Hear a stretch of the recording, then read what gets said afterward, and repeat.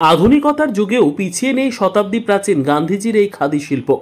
খটখট শব্দের আওয়াজের তালে সেই প্রাচীন পদ্ধতিতে তাঁতের ওপর খাদি কাপড় তৈরি করে চলেছেন মালদহের তাঁত শিল্পীরা। তাদের হাতের তৈরি এই খাদি কাপড়ের সুনাম রয়েছে রাজ্যসহ দেশ বিদেশে। বর্তমানে জেলার বিভিন্ন প্রান্তে সরকারি অনুমোদিত সোসাইটি দ্বারা পরিচালিত কারখানাগুলোতে জেলা জুড়ে প্রায় 10,000 শ্রমিকরা খাদি তাঁত শিল্পের সঙ্গে যুক্ত। এমনই এক মালদহের জেলা খাদি দফতরের মসলিন তীর্থ নামক সোসাইটির অধীনস্থ কারখানায় প্রায় 20 জন শ্রমিক কাজ করেন।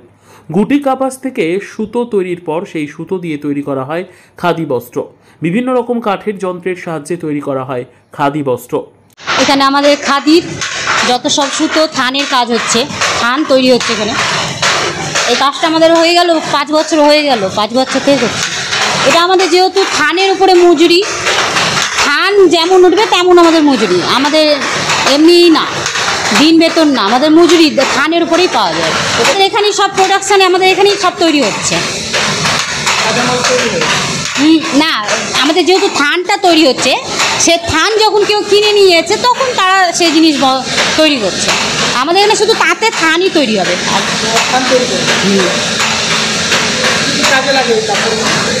পাঞ্জাবি, পাজামা, তারপর শার্ট, কেউ যদি মনে করে বুটিকের কাজ করে শাড়ি করবে তাহলে শাড়ি, মানে সব রকমই হবে।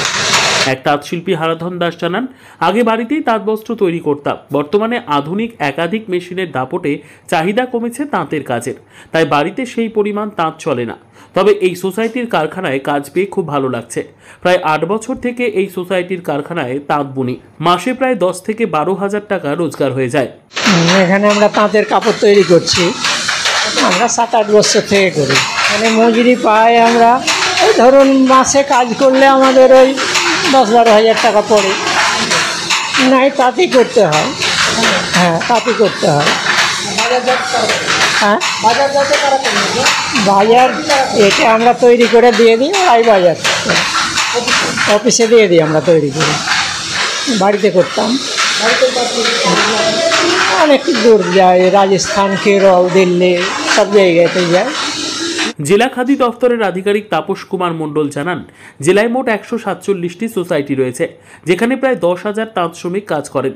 এই তাঁত শিল্প প্রাচীন শিল্প, যা খেটে খাওয়া শ্রমিকদের স্বার্থে রাষ্ট্রপিতা গান্ধীজি সূচনা করেছিলেন।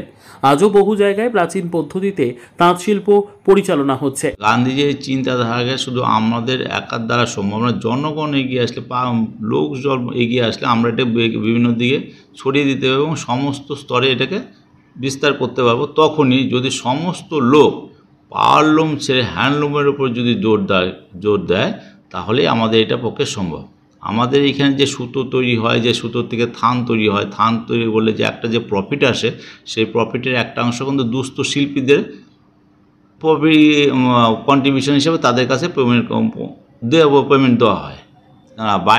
বাড়িতে না, যারা কোনো সোসাইটির কোনো সোসাইটির সাথে অ্যাফিলিয়েটে যুক্ত আছেই, সোসাইটি এদের সুতো দেয়, এরা কাপড় থান, সুতোর থেকে থান তৈরি করে সে আবার সোসাইটিকে ফেরত দিয়ে দেয়। বর্তমান আধুনিক যুগে দেখা যায় একাধিক রকম কাপড় তৈরির মেশিন। সেই মেশিনে একাধিক রকম বস্ত্র তৈরি করা গেলেও খাঁটি খাদি কাপড় তৈরি করা সম্ভব কেবলমাত্র হ্যান্ডলুম বা কাঠের তাঁত যন্ত্রে। সুতো থেকে কাপড়, সমস্ত রকম খাদি কাপড়ের লাট তৈরি হয় এই তাঁত শিল্পীদের কারখানায়। তবে আধুনিক যুগের কাপড় মেশিনের যন্ত্রকে টেক্কা দিয়ে গান্ধীজির চিন্তাধারার এই তাঁত শিল্প যে আজও গুরুত্বপূর্ণ, তার প্রমাণ এই তাঁত কারখানা। মালদহ থেকে জিএম মমিন, লোকাল 18 বাংলা।